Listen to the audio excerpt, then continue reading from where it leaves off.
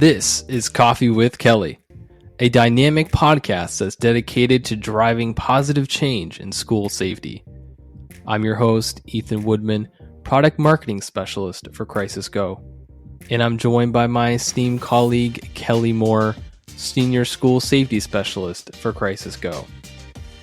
Our mission is to empower you with essential knowledge, tools, and inspiration required to foster a safer and more secure school environment.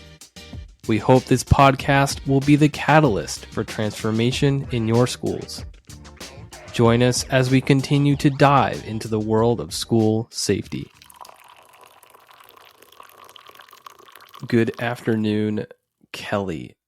So this is a very special episode because it is the start of season 2. Volume 2, episode Volume 2. 1. Pretty sweet. Yeah, it's good. This is crazy. So I guess maybe we'll do a recap of our NASRO experience just real quick as I sit here with my Coffee with Kelly merch coffee mug. What'd you think about NASRO? So first of all, it's crazy that we have merch, right? We had t-shirts, we had coffee mugs made. I guess that was it. But still, Yeah. it was that's just kind of crazy in and of itself, right? Yeah. But overall, I thought it was a great experience. So I was expecting some participation in the podcast, but I thought we were going to do a lot of just conversations with you and I that like we do normally about it. But, yeah. When we first thought of this idea, I thought it was a little crazy, but I thought it was, really worth a shot and it would be unique. But the comments that we got just for coming up with that idea was insane. Like, this is the best thing. Whoever thought of this was genius. It was just, I think, very well received overall. Of course, we learned a lot of things and we're going to change some things, but the experience was fantastic for me. And, as a product of COVID and all of the remote working, most of the people may or may not realize that until that day, none of us had actually physically met. And so that was good to meet my coworkers face to face for the first time. But when we get down into it, we got lots of people who were willing to sit down and have a discussion, and they weren't just 5-10 minute discussions. Most of them were half hour or more, and they had a lot of very good comments and content that was communicated there. We talked about obstacles. We talked about the state of their schools, like what's the status, what are they doing, and what are they struggling with, those types of things. And it was good to hear because while they're all looking at different factors or coming from different perspectives in their own individual schools and so forth, bottom line, they have a lot of the same obstacles and constraints and issues that most of us have. And they're not alone. And many times they were in that whole, I think we're the only ones that do this, and they're not the only ones, because the next group of people that I would talk to would come in and say, we're probably the only ones that do it this way, but this seems a little counterintuitive, or whatever the statements were. There was a lot of very good discussions, I thought. Some people want to continue that conversation, so we'll bring some of those people back, and others obviously did it just to get the coffee mug, because that was the fee we paid people to jump on. They had to, if they wanted a coffee mug, they had to jump on and talk with me. But everyone, regardless of their initial motives, they took it seriously, and it was some very good content, I thought. Oh yeah. I mean, the really awesome part about it for me was not only was the information that we were getting really helpful for me as a product marketer, but it was just overall really helpful for me to learn more about, the K-12 industry. It's like I was hearing firsthand accounts from SROs, the challenges that they were facing. So it was really just beneficial for me, even just to sit there and listen to what, they were discussing with you. So it was super sweet. Should be noted, we didn't talk to just SROs. Right. Yep. We talked to some administrators. We talked to some school safety people. We talked to federal agencies, local agencies, sheriff's departments, state troopers, those types of things, people. And so I think we got a good mix of guests and a good mix of things. So stay tuned for those coming. Kayla is, I'm sure, pulling her hair out trying to edit all of those, because we must have done in that day and a half period 15 or so of those. Probably somewhere in that. It was quite a bit. There's going to be a lot of content coming. I'm not exactly sure how we're going to post that or what have you, but yeah, I think there's going to be a lot of content coming out of that. Definitely. So we are in the month of July, which is, summer break time frame for schools, right? So we want to remind those that of the 3 pillars of school safety, which are policies and procedures. You have systems and processes and people. And then we have our 4 phases of emergency management, which is prevention, mitigation. That's the first stage. You have preparedness, response, and recovery. Yeah. So let's really put it into context, right? Because we've talked about both of those framework sets, right? And why are we talking about those again, and why specifically now? And when you say summer vacation and we're just getting over last year, and now we're getting ready for next year, many of the people who are on vacation are the teachers and so forth, some of the administrators that will come back in August or September, depending on the region that you live in. And all of this stuff will have been taken care of for you, but somebody's got to do this kind of work, right? So when we're talking about the framework specifically, we're in today's discussion for context, we're talking about how they apply to the safety coordinator, the person, whatever their title is, and whoever is responsible for doing all of that stuff is likely sitting in their office right now trying to figure that all out and take care of all that. So we talked about the 3 pillars: the policies and procedures, the systems and processes, and the people that really fundamentally come together and form the structure for your school safety program. And this is just a reminder. If you want to know all of the details about what those 3 pillars are, you can go back to the earlier blog and podcast about that and what those specifically are.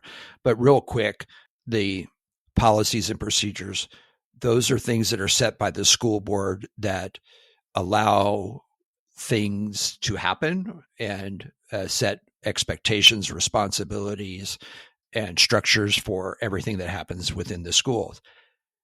It is just as, if not more important, to have good, solid policies and procedures for your safety programs. The systems and processes are all of the things that make that program work, all of the wheels, the cogs, the machines, the inspection processes, the training processes, how do you use these systems, who's going to use those systems, certification processes, and so forth. And then, of course, the people, who's responsible to do what are their expectations, what do they need, those types of things. And so now you're getting ready to set off into this new adventure, which is the upcoming school year, the 23-24 school year. And what are your goals and objectives? And looking at those 3 pillars, how are you formatting and implementing your program? And how do they fit under one of those three pillars or more than one of those three pillars? And if you find out that you're missing something from one of those three pillars, then you need to go and address it. Like if you have this new system and it needs a policy or a procedure or both, then somebody needs to write that. And we can do that now. Now's the time to correct that. So, and that goes the same with the 4 phases of emergency management, right? Prevention, mitigation, the preparedness stage, response, and recovery. Everything that you're doing should fit in one of those 4 stages, right? Obviously, you want to prevent something bad from happening.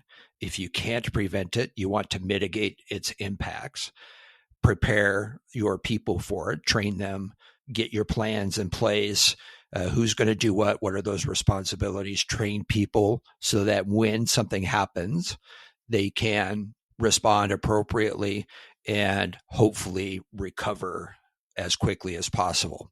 And when we're talking about recovery, we're really talking about returning to a state of normalcy or as close to normal as you can prior to that incident, right? So right now, this is where that person is sitting down and starting to look at, okay, what do I need to do? And they need to look at that in the context of both of these sets of framework. So with that, Kelly, what are kind of some of the maybe more prioritized or more important things that they need to be covering right now? So really what you're doing now and your focus should be on is finalizing everything that we talked about in June. So you did all of your after action reports. You've found out all of those areas that need improvement. You found out where you were lacking in your policies and your procedures, and you're have corrected that, or you're in the process of correcting that. And you're taking all of the lessons learned from the 22-23 school year, and now you're going to push those into the 23-24 school year. So you're finalizing all of those. What we're talking about is taking all of those lessons learned and the things that you did correctly and that you can build upon to build greater success. And now you've made changes. Inevitably, you've made some sort of changes. Now we have to infuse those changes into our total program. But in order for that to occur and to be effective, is you have to transfer what you learned to your end user, your practitioners. So your teachers, your staff, your custodians, food service workers, facility workers, all of those people, anyone who has some sort of responsibility within your plan, you're going to have to train them on the new lessons. And so you need to figure out exactly who you need to look at.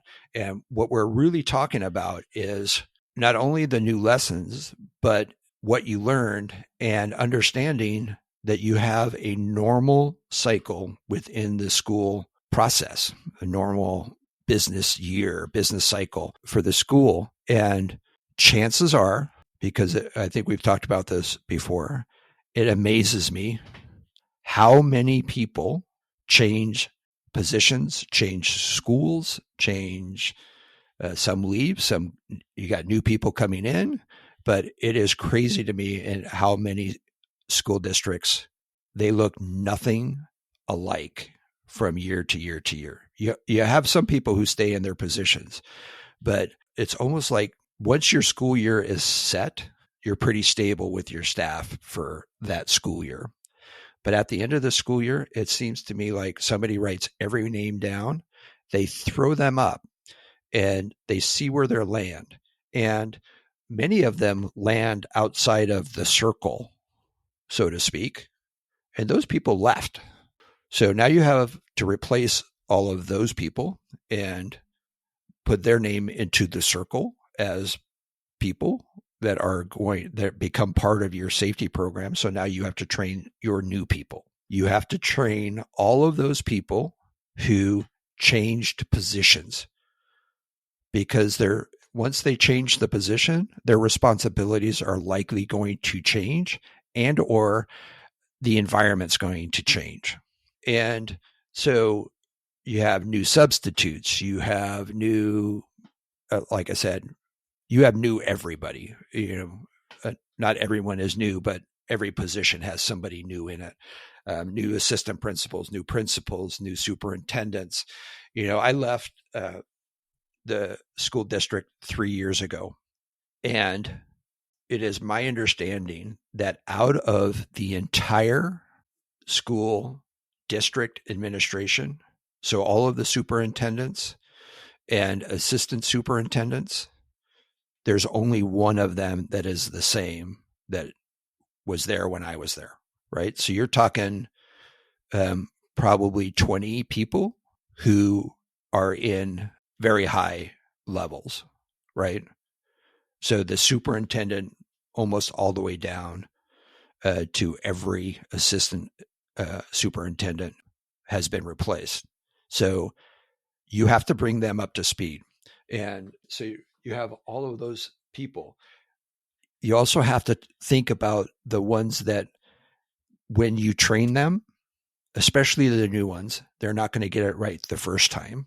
So you're going to go through your drills and exercises, and you're going to have to figure out if they need remedial training. So you're going to have to make time for that. You're going to have to look at training people on what drills to do, when to do them.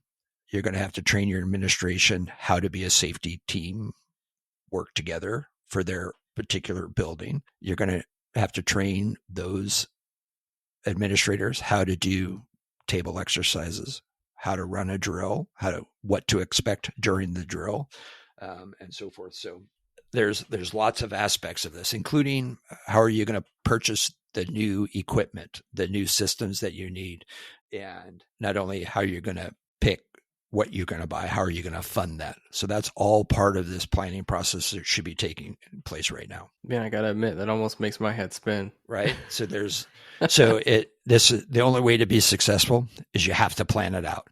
Get a spreadsheet, mark off the months, 4 weeks in a month. What are you going to do each week? And how are you going to adjust when there's a wrench thrown into it, something, you have some natural emergency or something that happens where there's an interruption that you're not expecting, right? Happens all over, right now we're having just a ton of weather issues. If these were happening in the fall, you have to be able to adjust to that your schools, like in Vermont, as an example, they're having a huge amount of flooding. If they were actually having school right now, they would have some huge issues as to whether or not they could actually conduct education functions. Kids would have to go to school on a boat. Right? Or maybe we pivot to online learning. Yeah. No, you'd right? have to. Or for sure. Or we have little remote, maybe these schools go to a school that wasn't impacted, or you disperse people. So you might have high schoolers going to a elementary school or something like that. But if you're doing it right, you have a business continuity plan on how you're going to figure that out. Definitely lots of variables need to take into account every single year. So definitely can't just assume the next year is going to, be exactly the same and just, copy and paste. It's got to be reviewed, and there's probably going to be quite a few changes. Yeah, this is not the one and done type of thing. Yeah. We've talked about this almost every podcast. This is a living, breathing thing that you have to nurture, you have to pay attention to, you have to interact with. You can't just set it and forget it. You need to keep very active in this. And it's needs a lot of attention. And the best way to do this is get your calendars out, start planning what you're going to do when you're going to get all of this time, how you're going to get all of that time, and when are the important compliance dates and policy submission dates and those types of things. And now is the time to do it, because you will have a lot less distractions. Right. Yeah. And not only a lot less distractions. So generally speaking, of course, there are exceptions to this. Your educators, your teachers are on kind of what they call a 10-month schedule. So they work the 10 months of actual school. And then your administrators are on a 12-month schedule, although most of them take off a week or two in July because it's convenient and it doesn't really impact a whole lot. A lot of people are around that you need to talk to. A lot of the administrators are around last minute planning, last minute this during this time of the year. So if you have questions or you have needs or you require something, then now is a good time to reach those people because they're not busy. I mean, they're busy, don't get me wrong, but they can be distracted. Let's put it that way. Yeah. So it sounds like in order to be pretty organized and on top of all this, you probably need to have some pretty good leadership skills. Yes. Right? Yeah. Yeah. So right now, this is really when your leadership skills, qualities matter most, right? So if you look at all of these tasks, the overwhelming list, if you go back and look at the blog, just in the blog, there's probably 20 different tasks that you're required to account for. It's a lot. It's a lot. And those are just the titles of those tasks, not all of the effort that goes into actually completing those tasks, right? So if you're if you have training, you have to know what you're training. So you have to put a training program together. But you just know that in the third week of August, you're going to start school.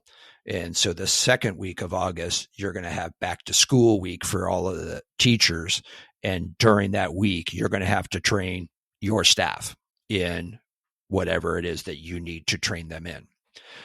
So you have to have a presentation for each one of these training components that are necessary.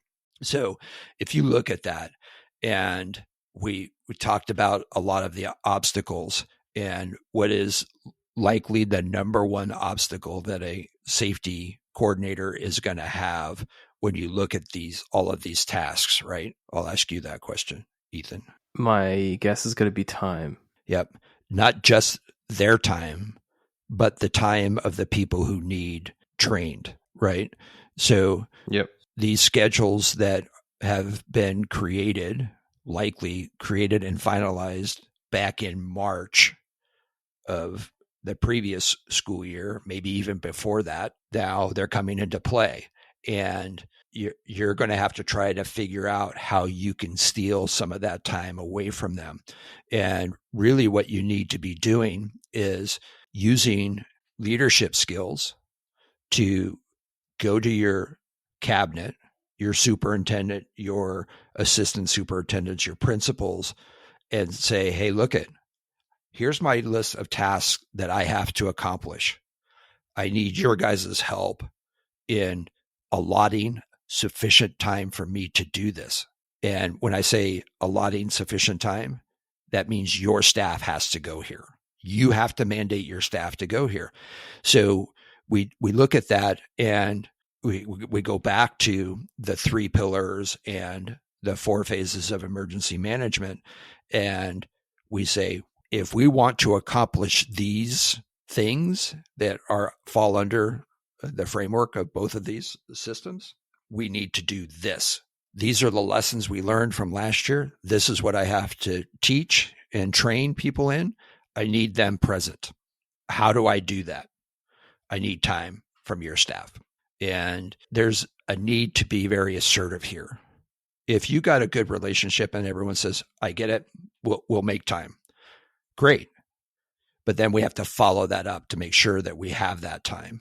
And so in that next blog that we have coming out next week, I think, it says what we're really trying to do is you start at the top and then you work your way down, because what we're trying to do is get buy-in and understanding their expectations, your expectations, and communicating all the way down. But if you start at the top and work your way down, you're likely going to get into a situation where if you're presenting the need for time and support and commitment from the cabinet, superintendent, assistant superintendents, directors of different departments, and you get that commitment, when you go to the next level down and you're in their planning meeting that's occurring now between those administrators, you're likely going to already have earned the support and buy-in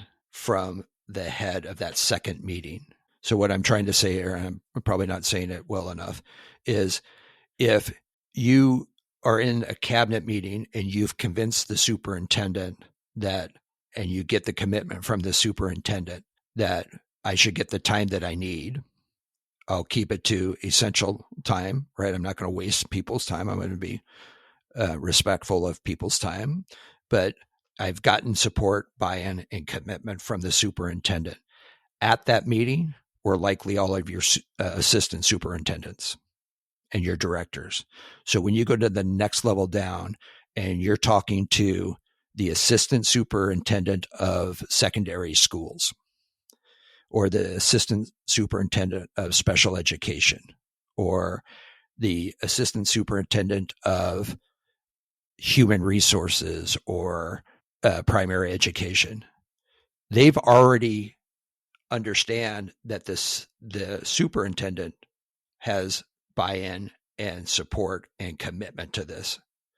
So in that next level down, that all you have to do is really convey your expectations and what you need to train and who you need to train and what those expectations are, because the assistant's not going to say, yeah, I know what the superintendent said, but we're not going to do that, right? Yeah. Because they already know what the instructions are. They already know what Right. the commitment was. And so it may sound redundant, but you need to make sure that we're communicating everything along the way so everyone understands the expectations on both sides and when that's going to occur and what's going to happen if you can't get that done and so forth. So it takes a fair amount of leadership skills and really being assertive and saying, look, if you want us to make our school safe, this is what we have to do. We don't want to be that school on the news when something happens and no one had any idea what was going on. So when you're referencing, the you in this situation, can you give me like maybe a couple different roles that would apply here, like that would go to these groups and say, hey, here's kind of what I want to implement. Yep. Here's why. Like, who are we really talking to? We're really talking to the safety coordinator, the director of school safety. Okay. It depends on how they're structured, right? But it's whomever, regardless of title, is responsible for the overall safety program, right? So Gotcha. School safety coordinator, director of school safety, sometimes it's an assistant superintendent. So at the school I was in, school safety was delegated to an assistant superintendent who then hired me to do the job for her. So it would be my responsibility. Okay. As a safety coordinator. Gotcha. So if I was not a safety coordinator, if I was, let's say, if I was a teacher and I recognized that, hey, I think we need to have this, what's my path to getting that implemented in this situation? Right. So a teacher probably wouldn't have a path. They would go to their administration and say, look, I don't feel comfortable with what I'm supposed to do in a safety or in an emergency. Mm-hmm. Right. And so they're not responsible for getting the training themselves. They're responsible for identifying the need for training. And then there should be a pathway established through policies and procedures on how to get that person trained. Right. So most of our teachers have some training and they should be, we know they're not, but they should be up on what their responsibilities and what the expectations are for every full-time teacher. Where we get into a big situation like what you're saying is really in the substitute teacher, where they're in schools, If you have a long-term sub, that's a little bit different, where they're there for several weeks because of maybe a maternity leave or an injury or an illness or something like that, right? Yeah. But most substitute teachers come in for a couple of days, and how do we train those people, right? But generally speaking, it's going to be the person who is responsible for the overall safety program and how they get the time. This is one of the primary reasons, because that's very difficult unless you have somebody who's very assertive. It's very difficult for somebody who's at a lower level to really get access to the people who have to make that decision. And this is one of the primary reasons that I believe, and I would advocate, I'll say almost every circumstance, that your safety director, your safety coordinator, or whomever is actually responsible for the safety of your schools be a cabinet level person. And the primary reason for this is if they're cabinet level, they're in every cabinet meeting. Gotcha. And Okay. if they're in every cabinet meeting, they're not having to make this fight that I'm explaining to you right now. They're not having to go in and say, here's what you guys told me that you wanted me to do. Now I need the time. Well, we don't have time. Well, I need the time. Well, we don't have the time. And that sounds like a silly conversation, but that's a conversation I've had many times. I honestly believe that the safety position should be a cabinet level position. That being said, I also understand that the vast majority of them are not. So that's why this leadership piece is such an important piece, because oftentimes we look at the title of leadership as our boss. They're the leaders. We even call district leadership, building leadership as part of the culture of the schools. The reality is there are many informal leaders that have to drive what happens day to day, every day, to be successful as a school district or a business for that matter. And in this case, we're talking about a position that is not typically designated as a leadership position, but has to exhibit some very strong leadership skills and knowledge and finesse, because they're going to have to drive success from underneath the leadership. And oftentimes, as a good leader, we have to point out to our actual leaders what they need to do to be successful. Okay.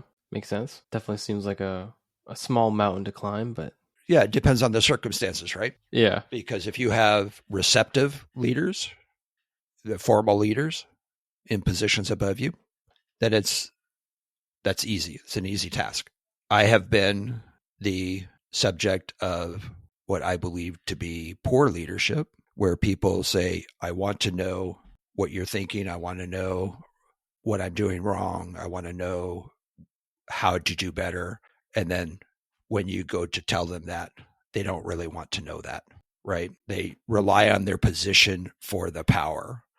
And you want to make suggestions, you want to make improvements, you want to give some input, and they're not having anything to do with that. So that becomes a much more difficult task, right? Yeah. So, but when we're talking about those people who are not in the formalized leadership positions, they're not sitting in the cabinet meetings every meeting. They're not a designated superintendent, but maybe they work for somebody who's in that leadership position. Here's what these meetings that we're kind of talking about to get buy-in. We're first talking about cabinet meeting. I need to get the buy-in from the cabinet.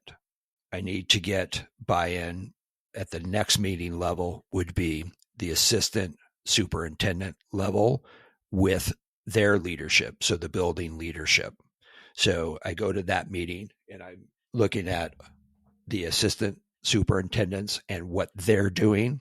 And oftentimes that assistant superintendent level is taking what they have from the cabinet and trying to make sure that there's some continuity between all of the assistant superintendents. So that's when you go in and say, look, we just came from the cabinet.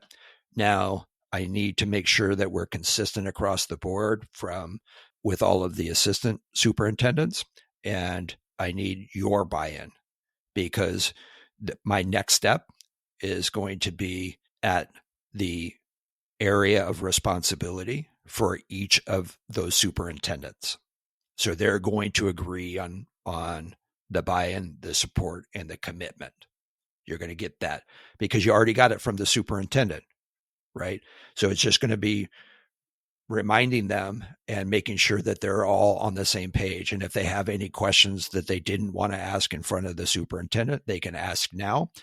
And then the next step is now you're going into the different levels. So you're talking about the assistant superintendent of the secondary schools, the assistant superintendent of the primary schools, the assistant superintendent in charge of HR, special education, and student services, those types of people. You're going to go to those each differently. And when the assistant superintendent calls all of the principals and assistant principals in, it's going to be, okay, this is what we have agreed upon. Now we need to facilitate it. This is how we need to go in and make sure that everyone has, those same commitments and everyone understands what's already been committed to. Now, there's also the support staff and making sure that those support staffs are covered, right?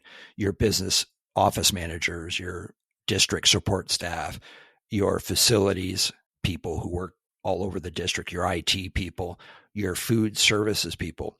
And I know when we were talking about this, you were a little bit surprised that I singled them out. Why were you surprised about that?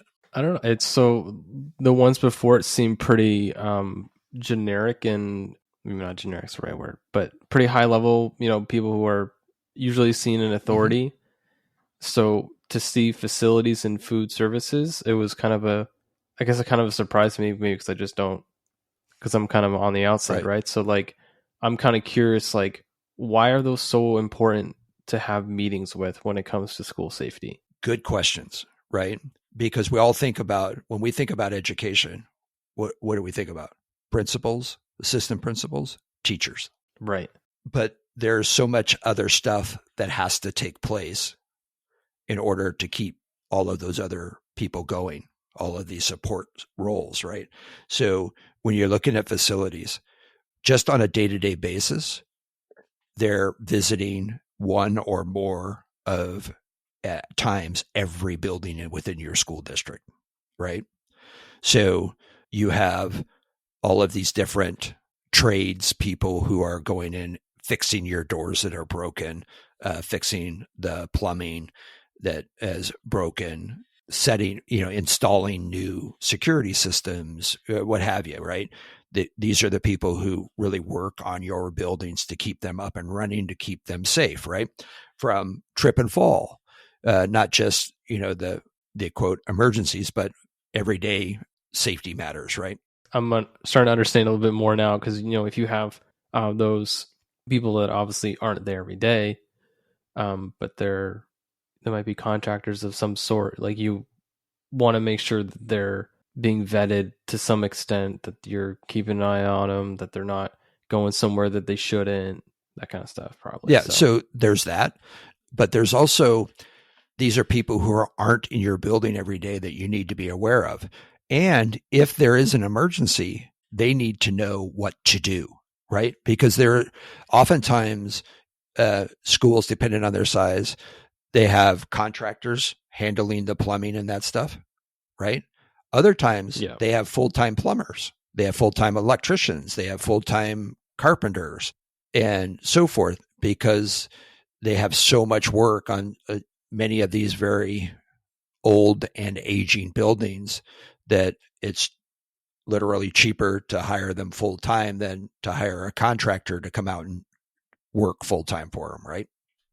Right. So you have these people, and they're oftentimes the facility people are those that have trade skills, but they're responsible for the entire district. So you might have maybe 2 plumbers, 3 plumbers, but they are going to all of the buildings in your school at any given time. So they need to understand what to do in an emergency. Now, I always single the food services people out because of this reason.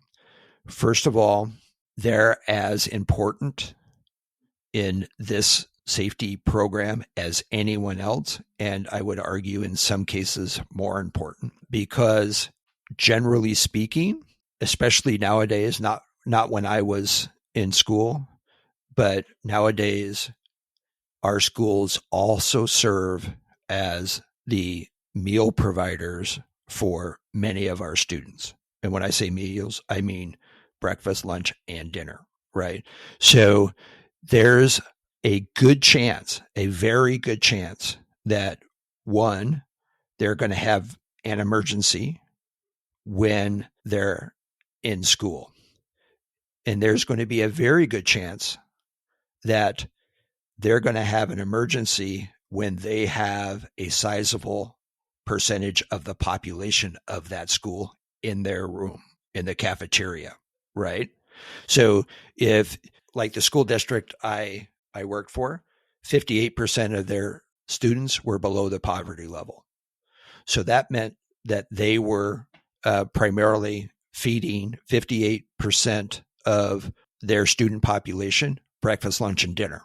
Wow. So at any given time, on average, breakfast, lunch, and dinner, you have 58% of your population in the cafeteria. So now, do you have teachers in there? You might have 1 or 2. But who's responsible for that 58%? Food service people. And you have to account for them. And there's nothing meant by this other than this is a fact. Many of our food service workers speak a different primary language than their student population, right? So we have to account for that. So we have to teach them how to respond in an emergency. We also have to teach them their responsibilities as school employees during an emergency. And if you have kids in your control in the cafeteria, then you have those kind of responsibilities. Yeah, that would be a lot to manage if you had an emergency occur, if like 58% of your students are basically in the same room. I'm sure there's different, they probably have different periods of lunch, I'm sure. Sure. Yeah. But, breakfast is different than lunch, that is different than dinner, right? So lunch, you're going to have a higher percentage because even if you're not getting a free lunch, people are buying lunch, right? And so forth. So it often depends on the school, the age of the school children. So elementary school is different than the middle schools, which is different than the high schools. So, but it's those things that you have to account for. You just have to train them and see how their processes are and how they fit into your safety system. I remember giving training to our school food services staff, and I had to have the whole thing translated for me because most of them, their primary language, even though they could speak English, you have to teach them in their native language because it's such a critical piece of information that they need to understand. You have to make sure they understand it. Does that make sense? Because even though they can carry on a conversation, it's understanding it in their native language is critical because they're going to be responsible for 100 kids. Yeah, the lives of 100 kids. Oh my goodness. Wow. Sounds like they got a lot of work ahead of them. Yep. Yes, they do. Definitely need to start now. Don't start when the school's, new school year starts. Yeah. So, I mean, the bottom line is we're trying to accomplish an awful lot. And throughout the school year. It's a living, breathing creature, this safety program that we talk about. So we need to let it run a little bit. We need to get it out, train it, exercise it, and pay attention to it every once in a while. In some ways it's akin to having a puppy and trying to train the puppy and making sure that it acts appropriately in all these different situations. And that's a process that continues throughout the dog's life, right? That's for sure. But we need to get it out. We need to run it. We need to see how well it behaves. We need to make adjustments. We need to do all of that stuff. But we need time to do that. And we need to make sure that everyone understands and is committed to that time that we need. So what you're really trying to do is communicate your need and make sure that you get the buy-in so you get what you need to make everyone safe. And if you were to do this correctly, we wouldn't be talking about it in July. We would be talking about it whenever that first conversation meeting is. Okay, ladies and gentlemen, we're here to talk about the next school year and the schedule, right? So that's depending on your district, that could start as early as November. Most people have it finalized by March-ish, because what's going to happen in January, February, March-ish is you're going to start finalizing budgets and so forth for the following year, because you have to have all of that stuff approved, reviewed and approved by the board. So you need to get in it early. But if you're like many of our listeners, this is the first time that you're looking at organizing and making sure your program has the buy-in and the commitment and support that it needs to be successful. Communication is key. Communication is always key. Communicate. Right. Communications. If you enjoyed today's episode, please like, subscribe, and hit that notification bell. And if you have any questions about what we discussed, leave a comment on our website at crisisgo.com. Thank you for joining us today, and we'll see you next time on Coffee with Kelly, a discussion on school safety.